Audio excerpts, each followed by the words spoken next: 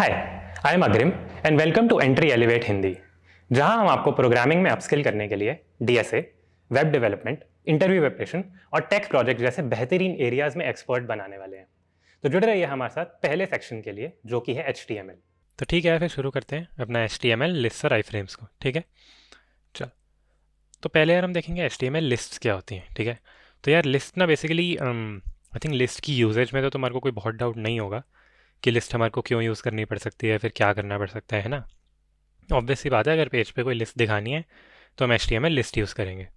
ठीक है, तो अब लिस्ट यार मतलब ये है कि जैसे अगर तुम किसी भी उस पे जाते हो, मतलब मान लो तुम वर्ड पे जाते हो है ना, और तुम लिस्ट बनाते हो।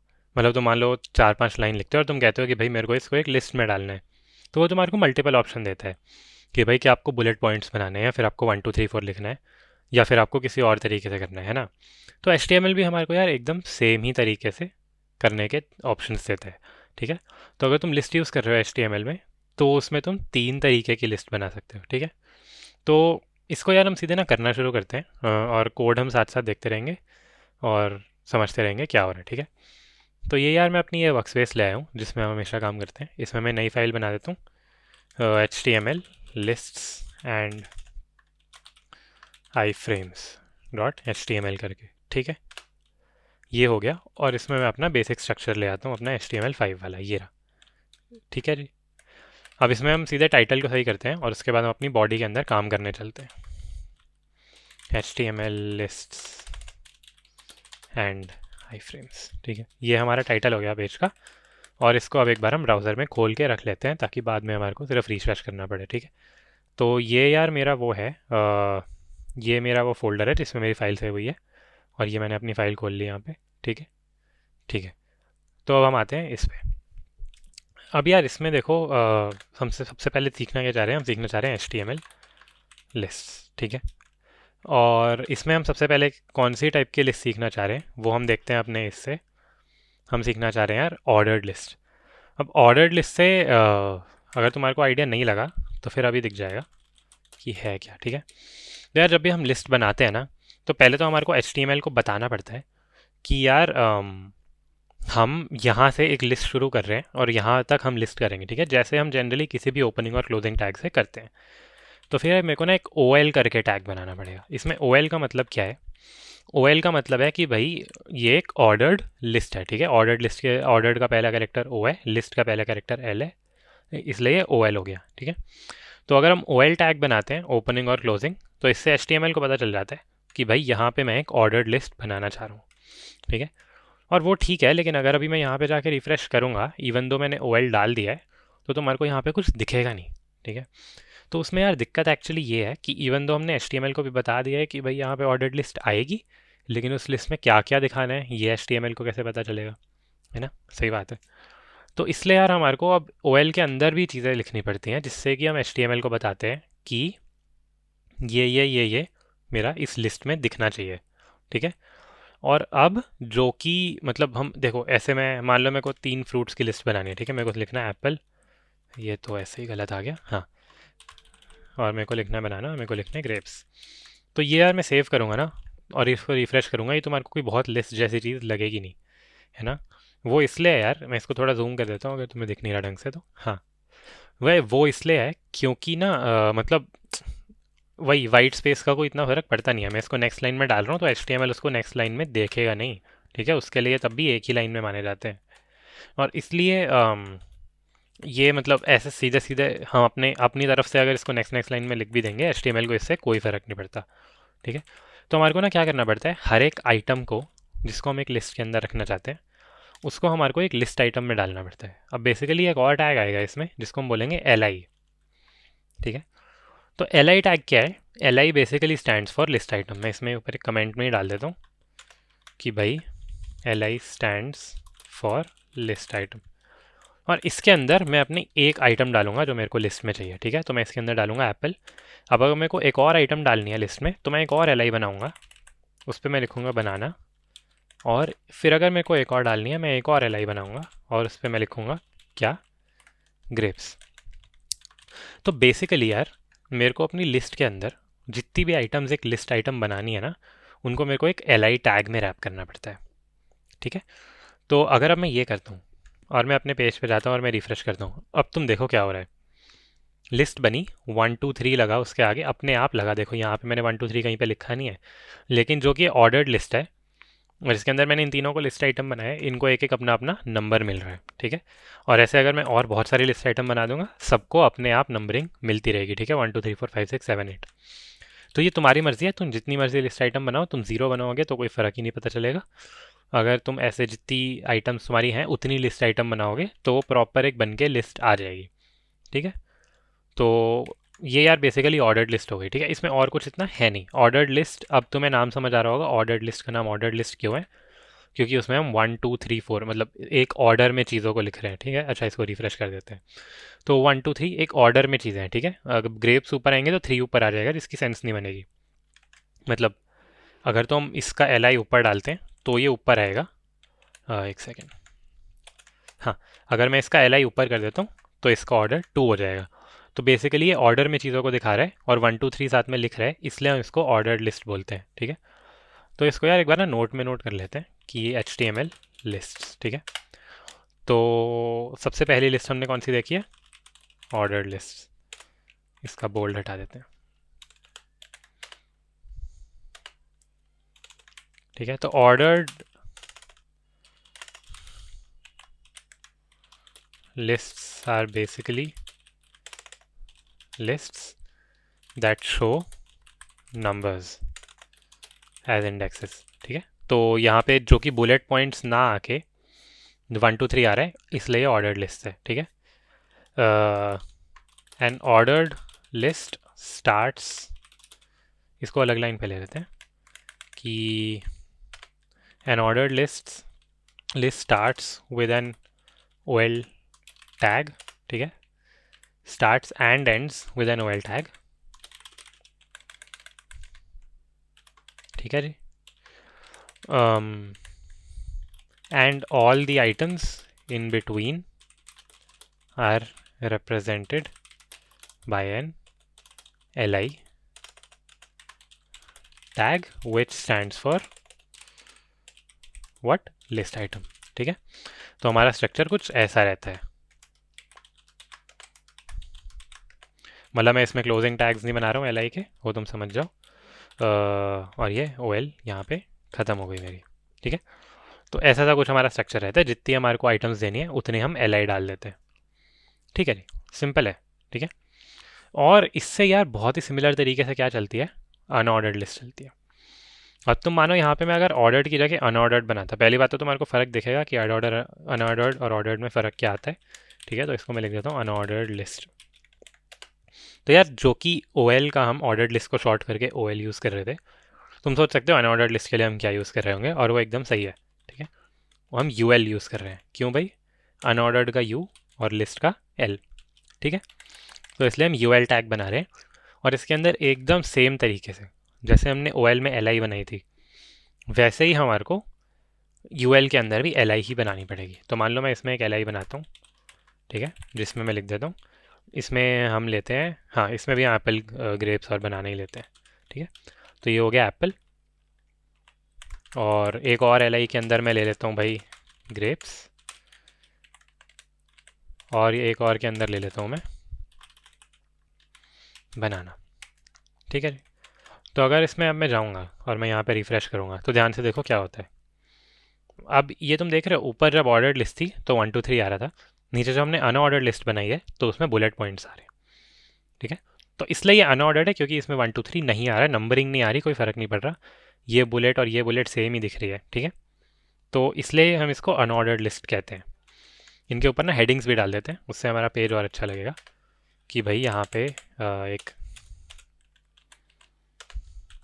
H1 डाल देते हैं, अगर H1 टैग तुम्हें याद हो तो, जिसमें हम लिख देते हैं ऑर्डर्ड लिस्ट, और ऐसे ही हम एक H1 डाल देते हैं इसके लिए, जिसमें हम कर देंगे क्या, अनऑर्डर्ड लिस्ट, ठीक है।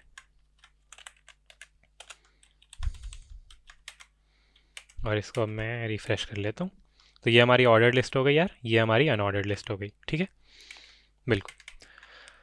चलो यार, तो इससे यार मतलब अभी हमने 2 टाइप की लिस्ट कवर कर ली है जो HTML में होती हैं। कि भाई ऑर्डर लिस्ट क्या होता है और एक अनऑर्डर्ड लिस्ट क्या होता है। अब तीसरी है डिस्क्रिप्शन लिस्ट, ठीक है। डिस्क्रिप्शन लिस्ट थोड़ी सी अलग है और वो थोड़ी ऑर्डर्ड लिस्ट और अनऑर्डर्ड लिस्ट से कम यूज़ होती है, लेकिन तब भी जो कि HTML हमारे को 3 तरीके की लिस्ट देता है, हम वो 3 तरीके की लिस्ट समझ लेते हैं अभी के लिए, ठीक है। तो डिस्क्रिप्शन लिस्ट क्या होता है यार, देखो यहाँ पे ना हम एप्पल ग्रेप्स बनाना लिख रहे हैं और एक एक चीज़ की बस एक एक वर्ड है या फिर एक एक सेंटेंस है, जो भी है ये ईजी हो जाएगा। पर मान लो मेरे को हर एक चीज़ को डिस्क्राइब भी करना होता, तो उसमें यार एक तो हम ऐसे कर सकते थे कि हम इसके आगे कोलन लगा के लिख देते एप्पल की डिस्क्रिप्शन, इसके आगे कोलन लगा के लिख देते ग्रेप्स की डिस्क्रिप्शन, इसके आगे कोलन लगा के लिख देते बनाना की डिस्क्रिप्शन, है ना। लेकिन उससे अच्छा हम ऐसा कर सकते हैं यार कि मतलब हम एक डिस्क्रिप्शन लिस्ट बना दें, क्योंकि ना HTML हमारे को तरीका देता है कि अगर आपको लिस्ट आइटम में हर एक चीज़ की एक डिस्क्रिप्शन देनी है ना, तो आप रादर देन इन दोनों को यूज़ करो, ऑर्डर्ड लिस्ट को या फिर अनऑर्डर्ड लिस्ट को, आप एक काम करो, आप डिस्क्रिप्शन लिस्ट यूज़ करो, ठीक है। क्योंकि जैसे उसका नाम मतलब बता रहा है, ये लिस्ट बनी इसलिए है क्योंकि इसमें हम हर आइटम की डिस्क्रिप्शन दे सकते हैं, ठीक है। तो यार description list as as UL मतलब यूएल अनऑर्डर्ड लिस्ट के लिए था और OL ऑर्डर्ड लिस्ट के लिए था, वैसे ही डिस्क्रिप्शन लिस्ट के लिए हम सेम तरीके से DL यूज़ करते हैं, ठीक है। तो DL हो गया, और DL के अंदर बस मतलब अभी हमने कुछ भी नहीं डाला है, DL से हमने बस HTML को इतना बता दिया है कि भाई यहाँ पे मेरी डिस्क्रिप्शन लिस्ट आएगी, ठीक है। और इसके लिए हम H1 भी डाल देते हैं ताकि हमारे को पेज पे थोड़ा दिख जाए कि भाई डिस्क्रिप्शन लिस्ट आ रही है, ठीक है। तो यार अब हमारे को क्या करना है, अभी अगर मैं पेज पे रहूँ डिस्क्रिप्शन लिस्ट लिखा हुआ आ रहा है लेकिन उसके नीचे कुछ नहीं आ रहा, और वो क्यों है, क्योंकि डिस्क्रिप्शन लिस्ट में अभी हमने कोई लिस्ट आइटम नहीं डाली है, ठीक है। और इसमें क्या होता है यार, इसमें हम LI डालते भी नहीं है। हम ऊपर 2 जगह पे LI क्यों डाल रहे थे, क्योंकि वहाँ पे बस एक लिस्ट की आइटम है और बस वो है। डिस्क्रिप्शन लिस्ट में क्या है, हमारे को सिर्फ आइटम नहीं दिखानी है यार, हमारे को ये भी बताना है कि टर्म कौन सी है, जैसे एप्पल ग्रेप्स बनाना कौन सा है, और फिर हमारे को ये भी बताना है कि उसकी डिस्क्रिप्शन क्या है। फॉर एग्जाम्पल अगर मेरे को एक लिस्ट बनानी है जिसमें लिखा है HTML, ठीक है, मतलब लिस्ट की मान लो मेरी 3 आइटम्स हैं, HTML, CSS और जावास्क्रिप्ट, ठीक है। मान लो ये मेरी 3 आइटम्स हैं और इनको मेरे को एक लिस्ट में दिखाना है और मेरे को तीनों की एक एक डिस्क्रिप्शन भी देनी है, ठीक है। मैं इनको एक कमेंट में डालता हूँ। अब मैं कहता हूँ कि भाई मेरी HTML की डिस्क्रिप्शन क्या है, कि it is a markup language, ठीक है। CSS में कहता हूँ it is used to style the page, ठीक है। एंड जावास्क्रिप्ट में मैं कहता हूँ it is used to add interactive behaviour to page, ठीक है। अच्छा अभी इससे डरो मत, मेरे को पता है तुम्हें ये चीज़ें अभी नहीं पता है क्योंकि तुम HTML का सीख रहे हो, लेकिन मतलब ये यही हमारा सीखने का एम है, ठीक है। ये अभी मैं बस बता रहा हूँ कि इनकी ये डिस्क्रिप्शन होती है, तुम्हारे को ये नहीं भी पता थी, कोई दिक्कत वाली बात नहीं है। तो अब मेरे को ये टर्म्स है यार, मेरी 3 मेन HTML, CSS, जावास्क्रिप्ट, और ये मेरी इनकी डिस्क्रिप्शन है, ठीक है। तो अब हमारे को ना HTML को ये बताना पड़ता है कि भाई मेरी टर्म ये है और इसकी डिस्क्रिप्शन ये है। और इसके लिए हम क्या करते हैं, हम कहते हैं कि भाई एक है ये मेरी डेटा टर्म और उसकी है डेटा डेफिनेशन। तो बेसिकली हमारे को बताना पड़ेगा कि भाई मेरी एक डेटा टर्म है, ठीक है। डेटा टर्म क्या हुई, DT उसकी शॉर्ट फॉर्म है, और मेरी डेटा टर्म इधर क्या है, HTML है, ठीक है। जो मेन मेरी टर्म है जिसको मैं बाद में डिफाइन करने वाला हूँ वो क्या है, HTML है। और उसकी डेफिनेशन क्या है, इट इज़, एक सेकेंड गलत जगह लिख रहे हैं, DD, ठीक है। तो यार DT और DD मैंने 2 क्यों डाले, एक मैंने डाला कि भाई डेटा टर्म है मेरी HTML, और एक मैंने डाला डेटा डिस्क्रिप्शन है मेरी कि भाई it is a markup language. तो इससे मेरी डेटा डिस्क्रिप्शन लिस्ट क्या समझेगी कि भाई इसकी डिस्क्रिप्शन ये है। और देखते हैं कि भाई पेज पे इसको कैसे दिखाया जा रहा है। देखो ये ना इसको खुद ही फॉर्मेट करके दे रहा है कि HTML, और जो कि डिस्क्रिप्शन थी इसने इसको थोड़ा उसके बाद से शुरू कर दिया, है ना। तो ये इसने सही कर दिया यार कि अब हम ऐसे और भी चीज़ों को कर सकते हैं, ठीक है। मान लो मैं ऐसे 2 और बनाता हूँ, और एक मेरी डेटा टर्म है CSS और एक उसकी मेरी डिस्क्रिप्शन है it is use to style the page, ठीक है जी, ये हो गया। और एक मेरी जो आखिरी टर्म है वो है जावास्क्रिप्ट, और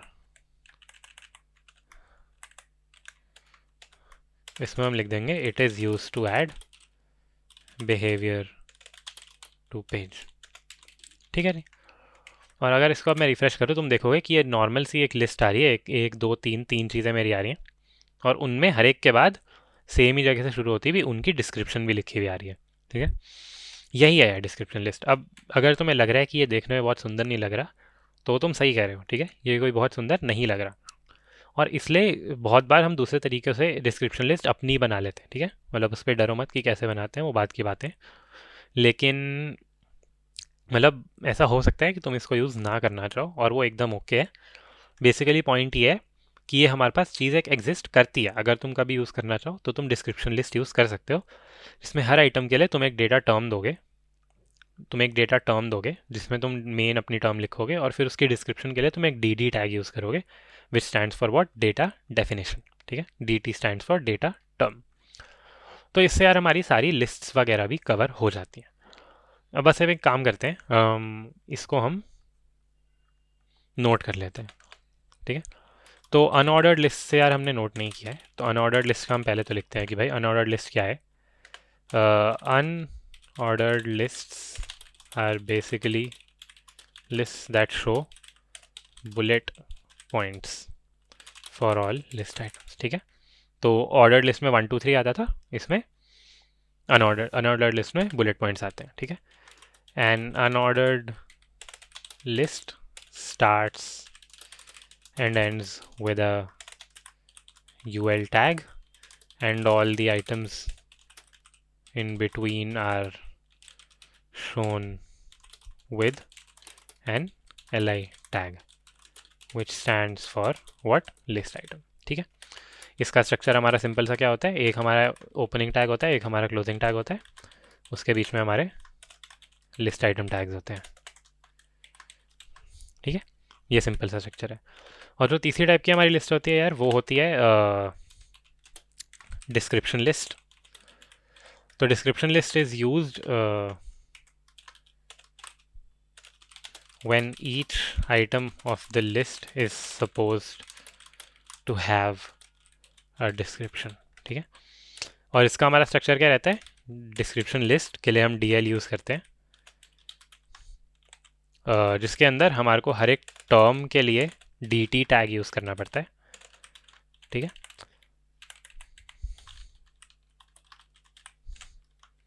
और उसके अंदर हम एक DD टैग भी यूज़ करते हैं। DD का क्या मतलब हुआ, डेटा डिस्क्रिप्शन। ठीक है जी, इनको हम ऊपर लिख देते हैं। इन टैग्स की फुल फॉर्म क्या है, DL stands for data list, DT stands for data term, और DD stands for data definition. ठीक है, तो ये हमारा सिंपल सा इसका स्ट्रक्चर हो गया, और ये हमारी डिस्क्रिप्शन लिस्ट ख़त्म हो गई। ठीक है, और ये यार 3 टाइप ऑफ लिस्ट जो होती हैं हमारी HTML में, वो यही होती हैं, ऑर्डर्ड लिस्ट, अनऑर्डर्ड लिस्ट और डिस्क्रिप्शन लिस्ट। ठीक है, तो इतने से हमारा लिस्ट वाला पार्ट ख़त्म हो जाता है। और हाँ, बस इतना ही है। अब हम आगे बढ़ सकते हैं यार आई फ्रेम्स पे। आई फ्रेम यार क्या है, बहुत बार लोग यूज़ करना प्रेफर नहीं भी करते, बट इसलिए एक ऐसा कॉन्सेप्ट है जो बहुत साइट्स में तुम्हें दिखेगा, तो फिर इसलिए पता होना चाहिए कि क्या है, और मतलब यूज़ करना आना चाहिए। ठीक है, और यूट्यूब वगैरह की अगर तुम्हें वीडियोस एम्बेड करनी है, जो अभी हम देखेंगे, तो फिर ये बहुत अच्छा रहता है। ठीक है, तो पहली बात तो यार आई फ्रेम होता क्या है। आई फ्रेम यार एक बहुत ही सिंपल सी चीज़ है। आई फ्रेम एक टैग है। ठीक है, तो अगर मेरे को आई फ्रेम यूज़ करना है, मैं यहाँ पे एक काम करता हूँ, DL के बाद एक H1 डाल देता हूँ, जिसमें मैं लिख देता हूँ आई फ्रेम्स। ठीक है, और इसके नीचे मैं एक नॉर्मल सा बता देता हूँ कि भाई एक आई फ्रेम नाम का एक टैग है। ठीक है, और ये एक सेल्फ क्लोजिंग है। अब आई फ्रेम से होगा क्या, अगर मैं इसको यहाँ पे डालूंगा, क्या तुम्हें कुछ दिखेगा, रिफ्रेश किया, कुछ रैंडम सा खाली सा बॉर्डर आ रहा है, बट इसके अलावा मेरे को इसमें कुछ दिख नहीं रहा। और वो इसलिए यार क्योंकि आई फ्रेम ना बेसिकली होता क्या है, आई फ्रेम एक तरीका है जिससे हम एक HTML डॉक्यूमेंट के अंदर एक और HTML डॉक्यूमेंट एम्बेड कर सकते हैं। क्या मतलब हुआ, जैसे वहाँ पे जब मैंने आई फ्रेम डाला, तुम्हारे को ये डब्बा बना हुआ दिख रहा होगा ना, तो ये बेसिकली जो हमारा मेन पूरा HTML डॉक्यूमेंट है, इसके अंदर एक और HTML डॉक्यूमेंट की जगह है।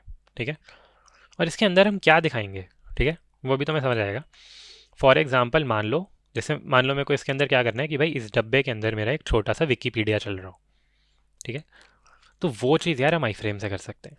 तो आई फ्रेम से फॉर एग्जांपल मेरे को विकीपीडिया चलाना है, तो मैं क्या करूँगा, मैं एट्रीब्यूट्स का यूज़ करूँगा। इसमें भी जैसे इमेज में एस आर सी एट्रीब्यूट होता है ना, इसमें भी एस आर सी नाम का एट्रीब्यूट होता है, जिसमें हम क्या कर सकते हैं, जिसमें हम एक लिंक दे सकते हैं, यूआरएल दे सकते हैं, या दूसरी एचटीएमएल फाइल दे सकते हैं। जिससे कि होगा क्या, अब अगर मैं पेज पे जाऊँगा और मैं इसको रिफ्रेश करूँगा, तुम ये देखो इसके अंदर मेरा as a separate web page पूरा का पूरा क्या चल रहा है, विकीपीडिया चल रहा है। तो यहाँ पे हमने क्या कर दिया यार, हमने एक एग्जिस्टिंग एचटीएमएल पेज के अंदर जो हमारा पूरा एचटीएमएल पेज चल रहा है ऊपर से, उसके अंदर हमने एक और एचटीएमएल पेज नेस्ट कर दिया। क्यों? क्योंकि विकीपीडिया भी एचटीएमएल से ही बना है ना। मतलब एचटीएमएल, अगर अगर मैं विकीपीडिया पे जाता हूँ अभी, एक सेकेंड रुक जाते हैं, देख ही लेते हैं। ये मैं विकीपीडिया पे गया, अगर मैं इस पे व्यू पेज सोर्स करता हूँ, ये सारा क्या आ रहा है, बॉडी आ रही है, देखो इमेज आ रही है, H1 आ रही है, कुछ कुछ टैग्स अभी तुम पहचान नहीं रहे होगे, लेकिन तुम ये देख सकते हो कि ये सारे टैग्स वगैरह यूज़ हो रखे हैं, ठीक है, ए टैग आ रहा है। तो विकीपीडिया भी एचटीएमएल पेज ही है एक अभी, जो कि इसके अंदर नेस्ट कर दिया हमने, है ना। तो अगर हमारे को एक एचटीएमएल पेज को एक और के अंदर एम्बेड करना है, तो हम क्या यूज़ कर सकते हैं, आई फ्रेम कर सकते हैं। ये क्यों हमारे लिए यूज़फुल होगा, इस पर अभी हम 1 मिनट में आते हैं, पर उससे पहले हम क्या करते हैं यार, इसको हम नोट कर लेते हैं। Iframes, iframe is an HTML tag that can be used to embed, ठीक है। embed इसमें बहुत इंपॉर्टेंट वर्ड है, अगर तुमसे पूछे आई फ्रेम क्या होता है, तो ये embed या फिर नेस्ट वर्ड तुम्हारे को ज़रूर यूज़ करना चाहिए, ठीक है। तो iframe is an HTML tag that can be used to embed an HTML document inside another HTML document, ठीक है। तो ये हमारा बेसिकली है। इसका स्ट्रक्चर कैसा रहता है यार, इसमें हम लिखते हैं आई फ्रेम, और ये सेल्फ क्लोजिंग टैग है, क्योंकि क्या इसमें क्या कर रहे हैं, हम एट्रीब्यूट से ही बता रहे हैं कि भाई कहाँ पे मेरे को अपना क्या दिखाना है। तो इसमें मैं दे सकता हूँ www डॉट, चलो यहाँ पे हम लिंक नहीं देते, यहाँ पे बस लिख देते हैं लिंक हेयर। तो जो भी तुम्हारे को लिंक दिखाना है, तुम इसमें जो मर्जी लिंक दे दो, वो तुम्हारा एज एन HTML पेज इसके अंदर शो हो जाएगा। और एक और चीज़ हम करना चाहते हैं, हम HTML को ये भी बताना चाहते हैं कि मेरा ये वाला जो आई फ्रेम है, ये क्या चीज़ दिखा रहा है ना। तो वो हम ऐसे दे सकते हैं टाइटल, और टाइटल में हम सिंपल यार टाइटल नाम का एक एट्रीब्यूट बना के उसमें सिंपल प्लेन टेक्स्ट लिख देते हैं कि भाई दिस इज़ विकीपीडिया। तो मतलब बेसिकली इससे हम अपने ब्राउज़र को ये बता रहे हैं कि भाई इस वाले आई फ्रेम से मैं क्या दिखाना चाह रहा था, है ना। तो हम कह सकते हैं दिस इज़ विकीपीडिया, और इससे तुम्हारे को पेज पे कोई फ़र्क नहीं दिखेगा, लेकिन अब ब्राउज़र इस आई फ्रेम को थोड़ा बेटर समझता है कि भाई इस आई फ्रेम से मैंने क्या दिखाना चाहा था, ठीक है। तो यहाँ पे है, और टाइटल हम एक देते हैं जिसमें हम लिखते हैं कि भाई क्या है ये, डिस्क्रिप्शन हेयर, ठीक है। तो इससे यार हमें ये तो समझ आ गया कि आई फ्रेम क्यों यूज़ होता है, क्यों यूज़ होता है, एम्बेड करने के लिए यूज़ होता है बिल्कुल, और कैसे यूज़ होता है, कैसे होता है। एक सिंपल सेल्फ क्लोजिंग टैग बनाते हैं, SRC नाम के एट्रीब्यूट में हम लिंक देते हैं, टाइटल नाम के एट्रीब्यूट में हम उसकी डिस्क्रिप्शन देते हैं, ठीक है। बड़ी अच्छी बात है ये। लेकिन अब दिक्कत इस टाइम ये है यार कि इसका हम यूज़ केस क्या है, मतलब कैसे टाइप की जगहों पे हम इसको यूज़ करेंगे। तो सबसे यार कॉमन यूज़ केस मैं तुम्हारे को इसका बता देता हूँ, ठीक है। ये तुम्हारा एक HTML है, ठीक है। ये हमारी वीडियो खुली हुई है, हमारी जो सबसे पहली वीडियो थी HTML की इंट्रोडक्शन वाली, ठीक है। तो ये हमारी एक वीडियो खुली हुई है, और मान लो मेरे को इस वीडियो को अपने पेज पे एम्बेड करना है। और जैसे अगर तुमने पेज पे देखा होगा कभी, किसी वेबसाइट वगैरह पे देखा होगा, तो उसमें YouTube video as it is show हो रही होती है, और उसमें यूट्यूब का लिंक भी होता है ना। मान लो मेरे को वो एम्बेड करना है, तो वो मैं कैसे करूँगा। तो वो ना एक्चुअली आई फ्रेम की हेल्प से होता है। और वो कैसे होगा, जैसे मान लो तुम इस पर शेयर दबाओ, तुम एम्बेड पे जाओ, यहाँ पे देखो ये तुम्हारे को क्या दे रहा है, यहाँ पे तुम्हारे को ये कोड दे रहा है, और इस कोड को ध्यान से देखो, ये क्या है, ये एक आई फ्रेम टैग है बस। इसमें इन्होंने सोर्स में अपना एक लिंक दे रखा है, जिसमें इन्होंने ये पूरा अपना एक पूरा सा लिंक दिया है। टाइटल में इन्होंने क्या लिखा है, यूट्यूब वीडियो प्लेयर, है ना। इन्होंने और भी बहुत सारे एट्रीब्यूट दिए हैं जो कि हम भी दे सकते हैं, बट वो हम इतने नहीं देखेंगे। बेसिकली अगर हम इनका ये code as it is copy कर लें, ठीक है, ये नीचे यहाँ पे कॉपी का बटन है, अगर इसको मैं एज इट इज़ कॉपी कर लूँ, और मैं इसको मान लो इस वाले आई फ्रेम के नीचे यहाँ पे एज इट इज़ पेस्ट कर दूँ, ठीक है। तो इससे अब क्या होगा, ठीक है। तो उसके लिए यार ये वाला आई फ्रेम अपना पुराने वाला हटा देते हैं, ठीक है, और इसको सेव करके पेज पे जाके रिफ्रेश करते हैं। ये देखो यार क्या आ गया यहाँ पे, एज इट इज़ मेरी पूरी एक वीडियो आ गई और इस पर मैं यूट्यूब की तरह प्ले कर सकता हूँ। ठीक है, और मैं इस पर यूट्यूब दबाऊँगा तो ये वॉच ऑन यूट्यूब.com नए टैब में हमारा एक्चुअल यूट्यूब खोल देता है जिस पे सेम वीडियो है। ठीक है, तो यहाँ पे हमने एक पूरा का पूरा यार यूट्यूब का पेज देखो, इसमें सारी यूट्यूब वाली ऑप्शन आ रही हैं, वॉच लेटर, शेयर, इन्फो। यहाँ पे तुम दबा के ये देखो चैनल पे जा सकते हो हमारे, है ना। तो ये मतलब सेटिंग्स हैं, कैप्शंस हैं, हर चीज़ जो नॉर्मल हमारे यूट्यूब पे ऑप्शंस होती हैं full screen, as it is इसके अंदर आ गई। ये कैसे आई? क्योंकि ये पूरा एक HTML का यूट्यूब ने हमारे को ऑप्शन दे दिया कि इसको हमने अपने पेज के अंदर एम्बेड कर दिया। ठीक है, तो ये यार बहुत ही कॉमन यूज़ केस है कि हम यूट्यूब वीडियोस एम्बेड कर रहे हैं तो हम आई फ्रेम यूज़ कर सकते हैं। और यही इससे ही तुम्हारे को एक काइंड ऑफ एक बेसिक आइडिया भी लग जाएगा कि भाई आई फ्रेम से ऐसी टाइप की चीज़ें हो सकती हैं। अगर कोई और साइट हम अपनी साइट में दिखाना चाहते हैं विद देयर फंक्शनैलिटीज़, तो हम एक आई फ्रेम टैग को ढंग से यूज़ करें तो वो पॉसिबल हो जाता है। ठीक है, तो इस चीज़ को बस हम एक फाइनल नोट कर लेते हैं कि भाई iframes can help embed functionalities from other websites in our website as well. For example, सबसे कॉमन एग्जाम्पल आई फ्रेम का यूट्यूब वीडियो एम्बेड। ठीक है, अच्छा इसमें एक चीज़ यार मैं क्लैरिफाई कर दूं। ठीक है, इस पूरे आई फ्रेम से ना डरो मत। ये देखो मैंने वायर विड्थ बता रखी है, हाइट बता रखी है, सोर्स दे रखा है, टाइटल दे रखा है। विड्थ हाइट तो चलो जो नाम बता रहा है कि विड्थ और हाइट क्या होगी मेरे आई फ्रेम की, वो ठीक है। सोर्स और टाइटल हमने पढ़ाई है। फ्रेम बॉर्डर ज़ीरो मतलब इसको इग्नोर करो, ये बस बेसिकली बॉर्डर हटाने के लिए। अलाउ और ये सारी चीज़ें जो हैं ये भी मतलब ये बेसिकली आई फ्रेम के और एट्रीब्यूट्स हैं, क्योंकि हमने आई फ्रेम के मेन एट्रीब्यूट्स देख लिए हैं, लेकिन मतलब सारे तो हमने नहीं देखे हैं ना, जितने भी एट्रीब्यूट्स एग्जिस्ट करते हैं आई फ्रेम के वो तो हमें नहीं देखे हैं अभी।